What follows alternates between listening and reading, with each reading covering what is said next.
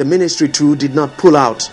Its nominated signatory to the accounts of the committee, Dr. Yaro Gela, then director in the ministry, remained on the committee. Even in that same month of August 2006, Dr. Gela was one of the signatories, along with Chief Kenny Martins and Mr. Ibrahim Dumuje, filed for the opening of a current account in the name of the Presidential Committee on Police Equipment Fund at Intercontinental Bank. In its testimony before the House of Representatives probe panel, the bank said the account was opened with 5 million naira it donated to the fund. The bank said it made a further donation of 10 million naira, which was also credited to the account.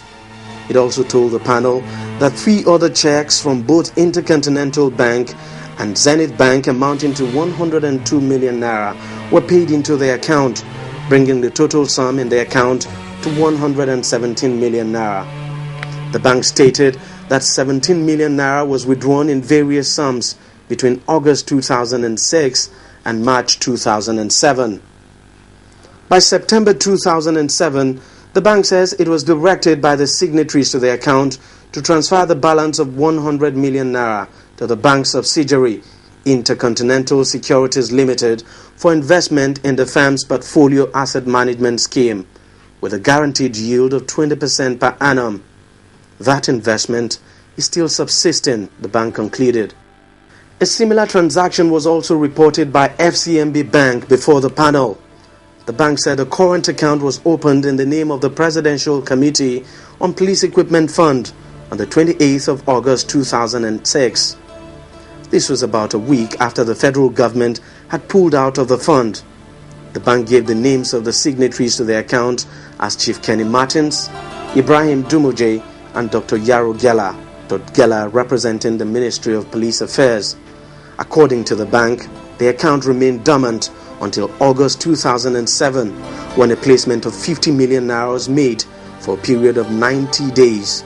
The placement matured in November 2007 and was rolled over for another 90 days.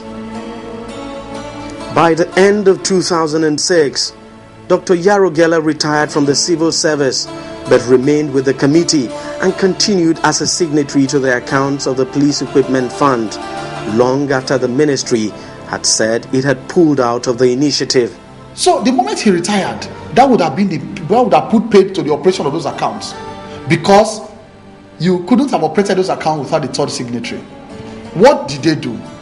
Kenny Martins and Dumuje now employed Dr. Yaro Gela into their private foundation in order for him to continue to sign the accounts. They now made him an employee of the Police Equipment Foundation, which was their own private thing they founded, and transferred all the monies they received from the Presidential Committee into the private foundation. So the question we want to ask Dr. Yaro Gela: why did you continue to sign those accounts as a private person after you had retired from government? Why did you not retire your signature back to the ministry for another signature of a serving government official to be replaced in those accounts? Dr. Yaro Gela retired from the police ministry. He's no more a staff of the police. But I know that the Niger Star people, the people who are running this thing, put him up in their committee. He's working with them. Not working for police. He's working with them. He's in the office helping to drive the whole system. But when he retired, did he hand over at all? As in terms of signatory, did he, as the Presidential Committee on Police Equipment Fund? I wouldn't know, because as you know, the ministry, the Permanent Secretary's office is the accounting officer. And as I told you, it is the Permanent Secretary who is the signatory to the account when we started. So that if Gela became a signatory, he either went there as a representative of the ministry, or the Niger Star people kept him there. I honestly do not know. From August 2006 up to sometime in September 2007, when the fund was publicly announced as changing over to the Police Equipment Foundation, it operated as a Presidential Committee on Police Equipment Fund. All the various correspondences of the body carried the name of the fund and not the foundation. Even members of the body were kept in the dark over the entire development. They didn't tell us, they didn't write to us to say, look, we want to transform this committee from a fund to a foundation. And I never was informed about it. So I just read it when this scandal broke, that, Police Equipment Foundation. I said, what is this? Is this an animal or a bird? Because the one I know is Police Equipment Fund. The financial status of the fund remained a mystery to the members as well. They knew next to nothing about how much was coming in and how much was going out. There was a quarrel one time of the First Bank money that is either ought to be in or not. There was a quarrel between the national coordinator and Dr. Ajagu, because I was told that Dr. Ajagu went to First Bank and to tell them to either give us the check. And the committee, national committee, coordinator was a bit upset about that he shouldn't have done that. It should have been him. So I know that some money came in, and because we are not told how money comes in and how it is being spent, you wouldn't know much. You just come in and what is meant for the agenda is being discussed, and you can't ask too much question. I remember I was tagged a black sheep at a particular time that I asked too much question. Though there were no records showing income and expenditure, as the committee did not render any account before it was converted to a foundation, there were ample evidence money came in. At least the Intercontinental Bank donation of 15 million naira in August 2006 is a clear example. This memo, dated 7 September 2006 and sent to the managing director of Spring Bank, requesting the bank to partner with the body, detailed expected donations from various business organizations.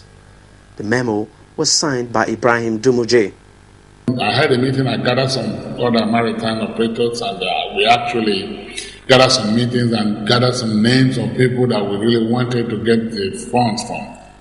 All the shipping companies, all the maritime operators like Dangote, Xenoils, and all the rest of them were approached. And at the end of the day, I'm very sure that most of these shipping companies, both foreign and indigenous, actually donated. The donation from the Association of Local Governments of Nigeria, ALGON, is another dramatic story. The Office of the Accountant General of the Federation and Ministry of Finance told the House of Representatives Probe Panel that in April 2007, the total sum of 7.74 billion naira was deducted from the federal allocation of 774 local government councils at the rate of 10 million naira per local government and paid to the Presidential Committee on Police Equipment Fund. That money was the donation of the local government councils to the fund. Former President Olusegun Obasanjo approved the deduction through a memo dated 11th April 2007. By this time, the fund should not have been using the name Presidential Committee. Surprisingly, even some top members of the committee knew nothing about the donation. I know that we discussed various funding agencies where we could get monies from on the day we had the meeting at the Otta Farm. And we mentioned local governments, we mentioned state governments and other organizations. But I didn't know that that kind of money had already been raised subsequently. When invited to give their own side of the story over the donation at the panel, ALGON sent in this memo. Part of it states, "Unfortunately, we are unable to present records of transactions with the Police Equipment Fund because Chief Dr. Chris Agbobo, who was ALGON General Secretary and who personally handled all issues relating to the Police Equipment Fund, has ceased to work for ALGON. Efforts to lay hold on relevant files and documents has proved abortive." Those local government funds, the 7.74 billion, which was paid to that organization to help develop the police and security in the country. Once those funds go in, whether it was already a fund or not, I think it behoves them to account to the Presidential Committee. Because as far as we were concerned, although we were not there, We knew we were expecting their report. We were expecting their report, the winding up report, so that I can brief the presidency, but that didn't come. Why did Obasanjo order the payment of such huge amounts from the Federation account 4 months after or 5 months after the Federal Executive Council failed to approve such a body, and it was still moving money into that account, and that was 1 month to Obasanjo leaving office? But the big question is, beyond the local council's 7.74 billion naira, were there other funds from other donors? It appears there were.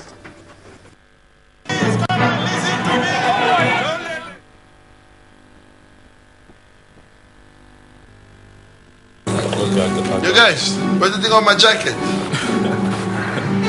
I think you should send that back to your grandfather.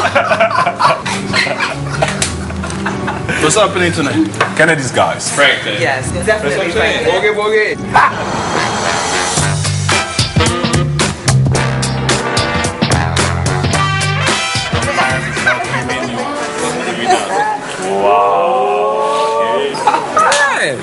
Nice jacket.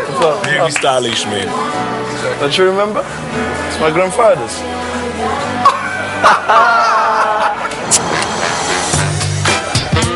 Gordon Spa, the taste of style. Get up and connect to the hottest online community round. Get down and download all the latest ringtones, wallpapers, and much more.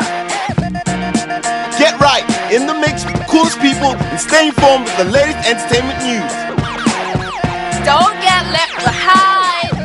It's all happening live at www.centralstationng.com. Central Station, powered by Celtel. Find your